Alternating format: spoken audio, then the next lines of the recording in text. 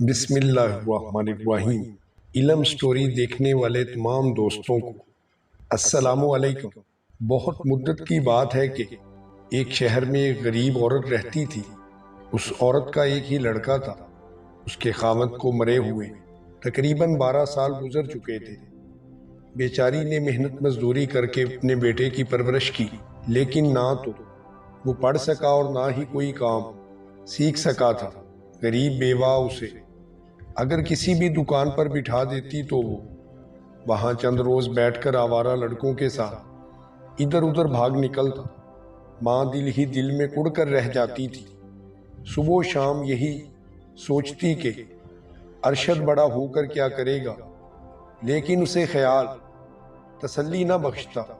ارشد کے بچپن میں جو خیال اس نے باندھے تھے، ان تمام پر پانی پھر گیا تھا۔ وہ خدا کی بارگاہ میں ہر وقت دعا کیا کرتی کہ اس کو نیک اور ہونہار انسان بنا دے، اس کی آئندہ زندگی کا سہارا بن جائے۔ ماں کی دعا اللہ تعالیٰ نے قبول کی، اور یہ دعا کس طرح سے قبول ہوئی سنیے۔ ایک دن ارشد جب کہ لڑکوں کے ہمراہ دریا کے کنارے مچھلیوں کے شکار کے لیے گیا ہوا تھا، واپس لوٹتے ہی بازار میں آ رہا تھا، اچانک اس کی نظر ایک شخص پر پڑی جس کے ہاتھ میں طوطے کا پنجرا تھا اور صدا دے رہا تھا کہ خرید لو، طلسمی طوطے کو خرید لو۔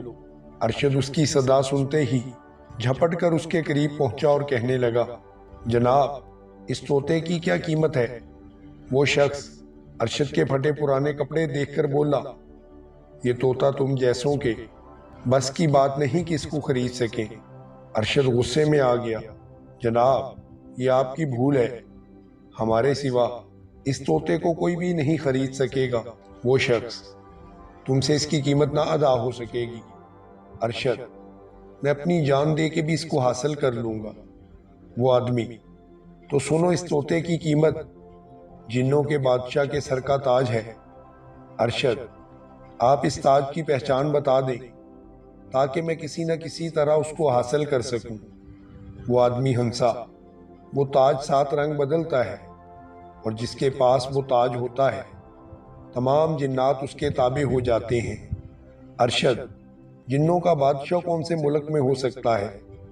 آدمی، وہ کوہ کاف میں رہتا ہے۔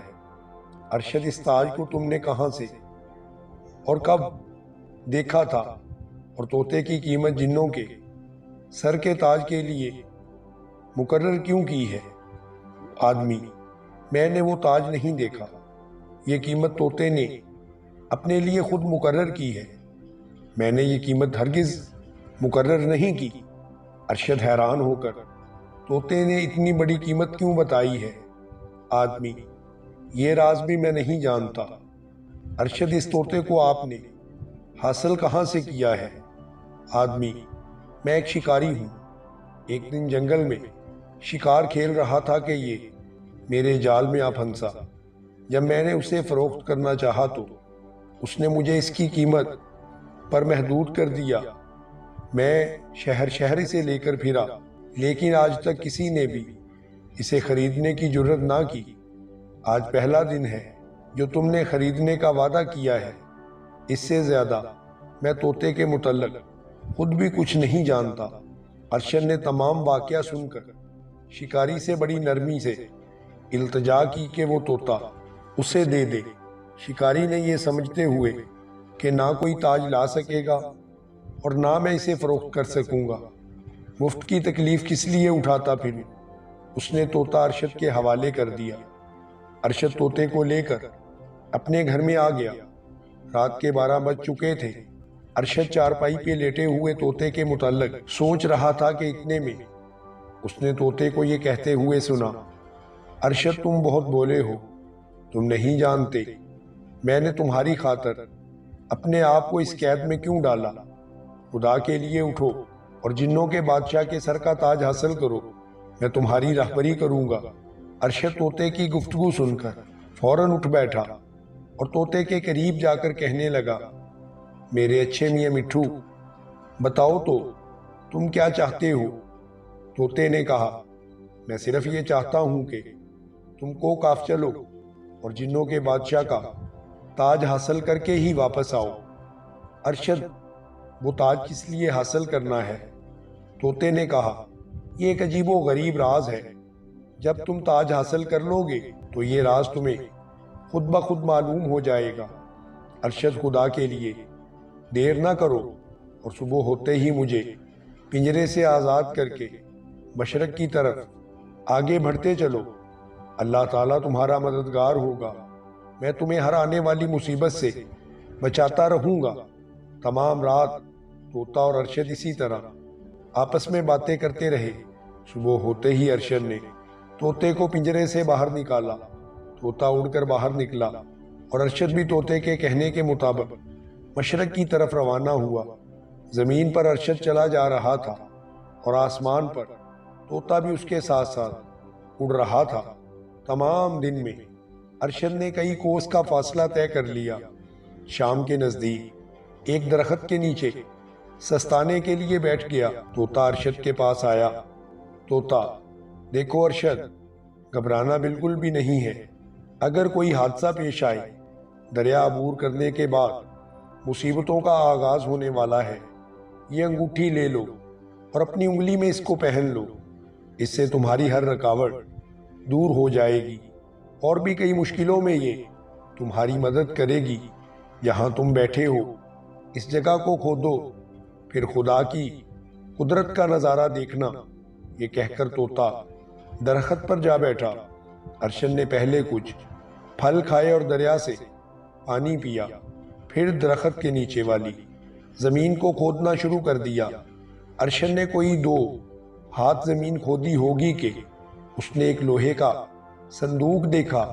اسے کھولا تو اس میں ایک سلیمانی تلوار نکلی۔ ارشد نے تلوار کو ہاتھ میں لیا ہی تھا کہ ایک طرف سے سفید گھوڑا نمودار ہوا اور اس کے قریب آ کر رک گیا۔ ارشد اس گھوڑے پر سوار ہوا تو وہ گھوڑا بڑی تیزی کے ساتھ چلنے لگا اور پھر دوڑتے دوڑتے ایسا معلوم ہو رہا تھا جیسے وہ ہوا میں اڑ رہا ہو۔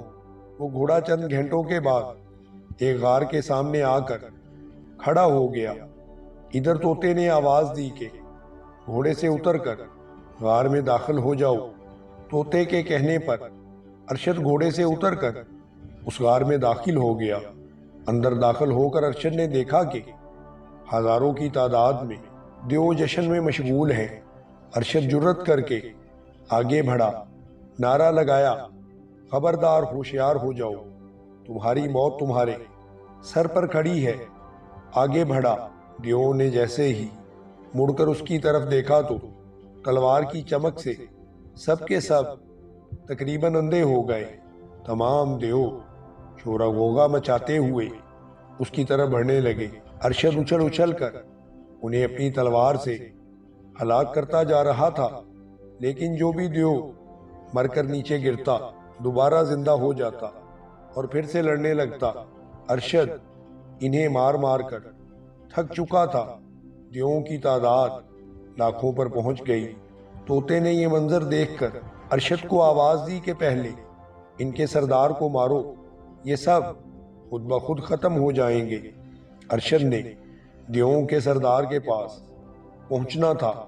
وہ تیزی سے اپنی تلوار کو سمیٹتا ہوا ہجوم میں سے گزر کر دیووں کے سردار کی طرف جا رہا تھا۔ اس کے بعد وہ بڑی مشکل سے ڈھونڈتا ہوا آخر اس سردار تک جا پہنچا اور اس کے پاس جا کر اس نے اس سلیمانی تلوار کو لہرایا اور پوری قوت سے اس کے سر پر وار کیا۔ اس کے وار سے دیو مر گیا۔ اس کا مر کے گرنا ہی تھا کہ تمام دیو وہاں سے غائب ہونا شروع ہو گئے۔ ارشد نے خدا کا شکر ادا کیا کیونکہ وہ اللہ کی مدد کے بغیر بالکل بھی کچھ نہیں کر سکتا تھا۔ اللہ نے اس طوطے کے ذریعے سے اس کی مدد کی تھی۔ اب وہ چاہتا تھا کہ اس غار سے باہر نکلے۔ پھر اچانک ایک جانب سے رونے کی آواز آئی۔ کوئی کہہ رہا تھا کہ مجھے آزاد کرواؤ، مجھے بچاؤ، میں مر رہی ہوں۔ ارشد نے آگے بڑھ کر ایک طرف دیکھا کہ ایک عورت زنجیروں میں جکڑی ہوئی منہ کے بل فرش پر پڑی کرا رہی ہے۔ ایک حبشی اسے چابکے مار مار کر کہہ رہا ہے کہ اب بھی مانے گی یا میں یہ کوڑے مار مار کر تمہاری جان نکال دوں۔ ارشد نے جب یہ منظر دیکھا تو اس نے جھپٹ کر اس حبشی پر وار کیا اور ایک ہی وار میں اس کو شدید زخمی کر دیا۔ پھر اس کے بعد اس نے اسے باندھ دیا اور عورت کو ان زنجیروں سے آزاد کر دیا۔ عورت نے کہا، اے خدا کے نیک بندے، میں تیرا کس زبان سے شکریہ ادا کروں؟ ارشد نے کہا، عورت، مجھے یہ بتاؤ کہ تم کون ہو اور یہ حبشی تم پر ظلم کیوں کر رہا تھا؟ عورت نے کہا، میں یہاں سے کچھ دور ایک دیہات میں رہتی ہوں، میں وہاں کے زمیندار کی بیٹی ہوں۔ یہ حبشی مجھ سے شادی کرنا چاہتا تھا، اس لیے یہ مجھے قید کر کے یہاں پر لے آیا اور کہہ رہا تھا کہ اگر میں اس سے شادی سے انکار کروں گی تو وہ مجھے باندھ کر اسی طرح سے ظلم کرتا رہے گا۔ خدا نے تجھے موقع پر پہنچا دیا کہ اس نے میرے ساتھ ابھی تک کوئی زور زبردستی نہیں کی تھی، ورنہ ہو سکتا تھا کہ وہ مجھے جان سے ہی مار دیتا۔ اگر آپ نہ آتے تو میری عزت اور میری جان دونوں خطرے میں تھے۔ اتنا کہہ کے وہ عورت زاروں کی طرح رونے لگی۔ ارشد نے اسے تسلی دیتے ہوئے کہا کہ اب رونے کی ضرورت نہیں ہے، تم فکر نہ کرو، میں جلد ہی تمہیں تمہارے گاؤں میں پہنچا دوں گا۔ عورت نے کہا کہ اے شخص، تو اتنی تکلیف نہ کر، میں خود بخود اپنے گاؤں تک چلی جاؤں گی، مگر جہاں تو نے مجھ پر اتنی مہربانی کی ہے وہاں ایک اور شفقت بھی کر دو۔ ارشد بولا، بتاؤ تم کیا چاہتی ہو؟ اس نے کہا، اگر تم اپنی انگوٹھی مجھے 1 منٹ کے لیے عنایت کر دو تو میں اسے پہنوں گی، جس سے میرے جسم کے تمام زخم اچھے ہو جائیں گے اور میں آرام سے اپنے گھر جا سکوں گی۔ ارشد نے انگلی سے اپنی انگوٹھی نکالی اور اس کے حوالے کر دی۔ عورت انگوٹھی کو پا کر جلدی اٹھی اور ارشد سے تلوار چھین کر ایک طرف کھڑی ہو گئی۔ اس نے پھر بڑے ہی قہر و غضب کی نگاہ سے اس کی طرف دیکھا۔ ارشد زنجیروں سے جکڑا جا چکا تھا۔ پھر اس عورت نے ہاتھ زمین پر مارا۔ ارشد زمین میں کچھ گڑ گیا اور اسی حالت میں اسے چھوڑ کر وہ عورت وہاں سے غائب ہو چکی تھی۔ طوطا ارشد کے لیے پھل وغیرہ لینے گیا ہوا تھا۔ جب وہ واپس آیا تو ارشد کو قید میں پا کر بڑا ہی افسردہ ہوا۔ ایک طرف کو اڑ گیا، سورج آسمان کے وسط میں آ چکا تھا۔ دھوپ کی تیز بڑی لہروں نے شدت سے گرمی مچا رکھی تھی۔ گرمی اس قدر تھی کہ گھٹن محسوس ہو رہی تھی۔ ارشد زمین میں گڑا ہوا بھوک پیاس سے بالکل نڈھال ہو چکا تھا۔ زبان میں کانٹے پڑ گئے تھے، ہونٹوں پر بیڑیاں جم چکی تھیں، اس کا حلق خشک ہو چکا تھا، آنکھوں سے آنسو برسات کی طرح جاری تھے۔ اسے اپنی موت بالکل قریب نظر آ رہی تھی۔ اس نے آسمان کی طرف دیکھا اور پکارا، اے اللہ، اس ناگہانی مصیبت سے مجھے آزاد کروا دے۔ تیرے سوا میرا کوئی بھی مددگار نہیں، کوئی تیرے بغیر میری مدد نہیں کر سکتا۔ صرف اس وقت تو ہی ہے جو مجھے اس مصیبت سے نجات عطا فرما سکتا ہے۔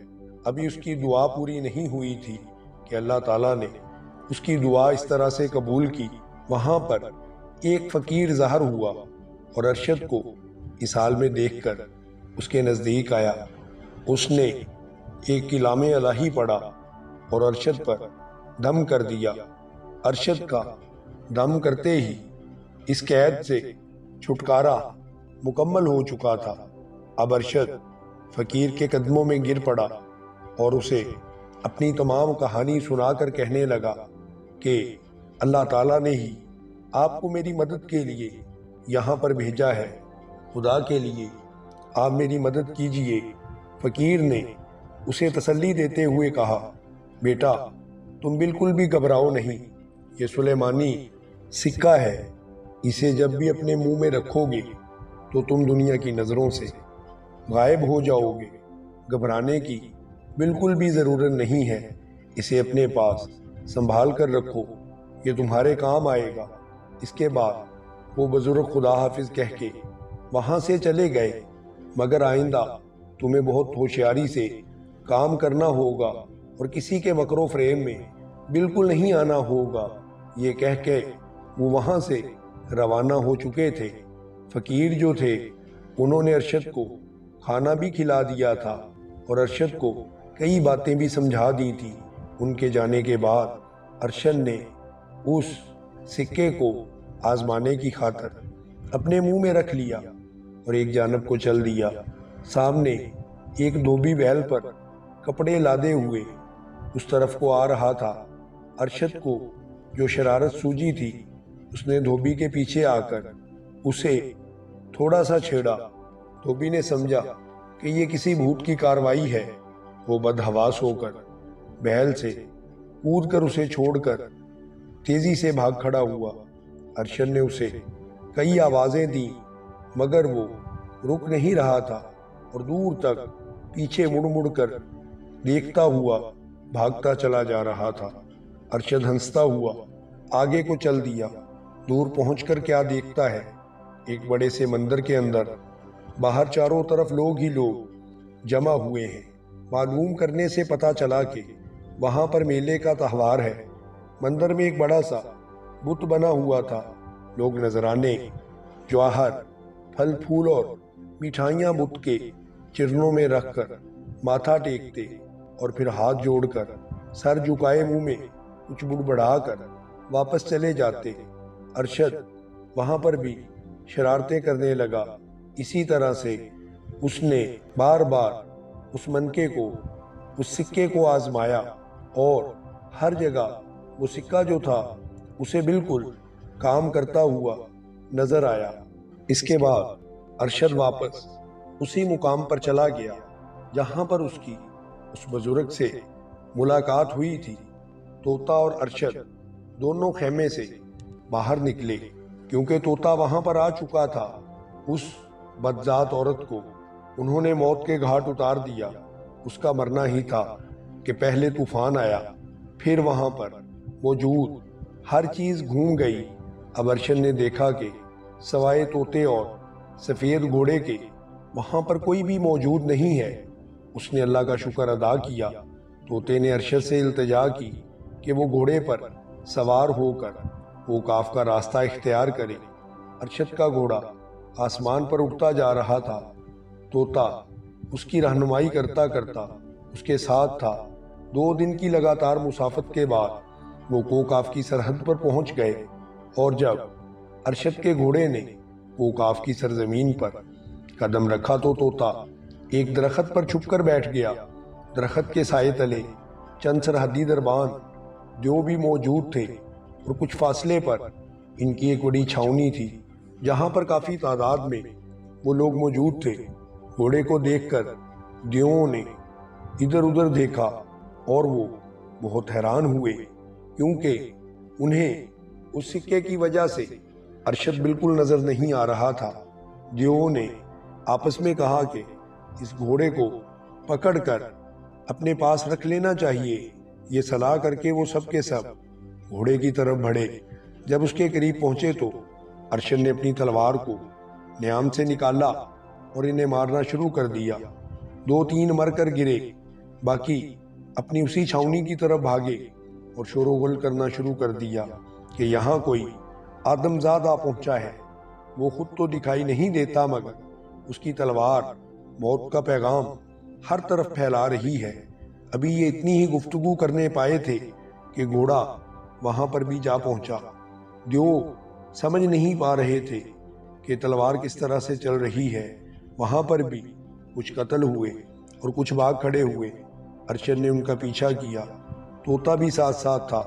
تمام دیو بھاگم بھاگ ایک کنویں پر آئے اور اس میں چھلانگیں لگانا شروع کر دیں۔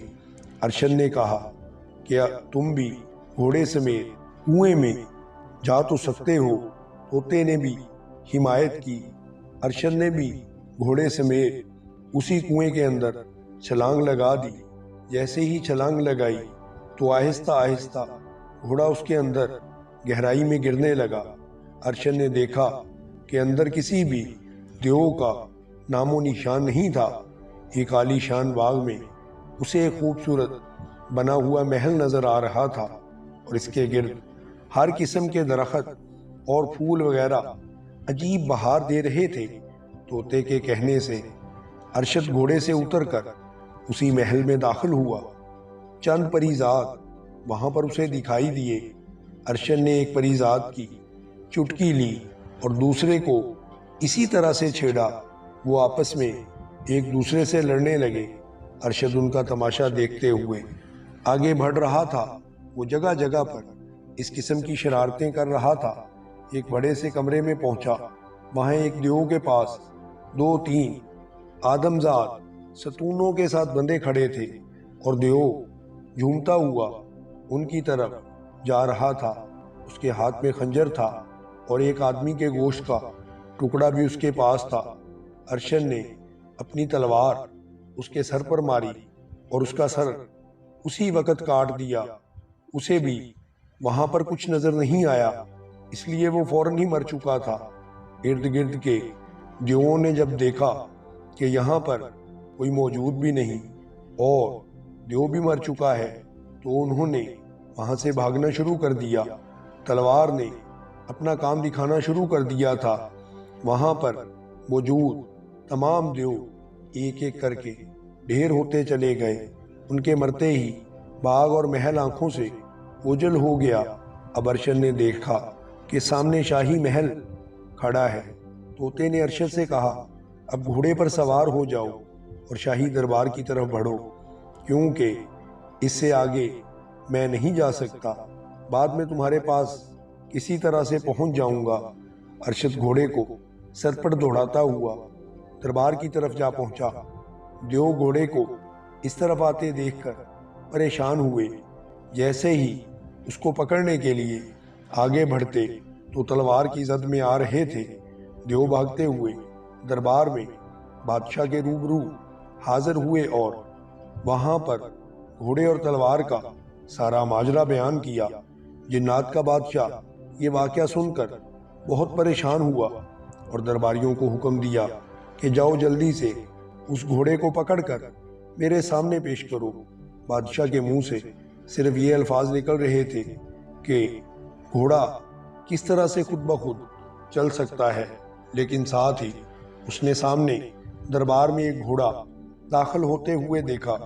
ارشد نے آواز دی کہ او مفرور بادشاہ، اگر تم اپنی زندگی کو چاہتے ہو تو اپنے سر کا تاج اتار کر میرے حوالے کر دو، ورنہ تمہارا بھی انجام وہی ہوگا جو یہ تلوار پیچھے تمہارے تمام دیوؤں کا کر چکی ہے۔ بادشاہ نے جواب دیا، تم کون ہو؟ یہاں کس لیے آئے ہو؟ اور میرے سامنے کس طرح سے بے ادب لہجے میں گفتگو کر رہے ہو؟ یہاں سے چلے جاؤ، تم نہیں جانتے میں کون ہوں، ورنہ مارے جاؤ گے۔ چھپ کر کیا لڑنا؟ اگر تم اتنے ہی قابل ہوتے تو میرے سامنے ظاہر ہو کے مجھ سے مقابلہ کرتے۔ یہ سن کر ارشد نے اس سکے کو اپنے منہ سے نکالا اور تلوار کو کھینچ کر بادشاہ کی طرف بڑھنے لگا۔ بادشاہ نے دیوؤں کو حکم دیا کہ اسے پکڑ لو، یہ یہاں سے جانے نہ پائے۔ دیو اپنے اپنے ہتھیار سنبھال کر ارشد کی طرف لپکے، لیکن ارشد کی تلوار کی چمک سے وہ اندھے ہو جاتے تھے اور اس کی تلوار کی زد میں آ کر کٹ کٹ کے گرنے لگتے۔ بادشاہ نے ارشد کی یہ جرت دیکھی تو اس کے غصے کی انتہا نہ رہی۔ وہ اپنے تخت سے اٹھ کھڑا ہوا تھا، مگر ارشد دیوؤں سے نپٹ کر بادشاہ کے تخت کے قریب آ پہنچا اور تلوار کی نوک سے بادشاہ کے سر سے تاج اتار کر اپنے پاس پکڑ لیا۔ اب جتنے بھی باقی دیو تھے تمام کے تمام ارشد کے متحد ہو چکے تھے، اس کے پاؤں میں گر پڑے۔ ارشد نے حکم دیا کہ اس بادشاہ کو قید کر دیا جائے۔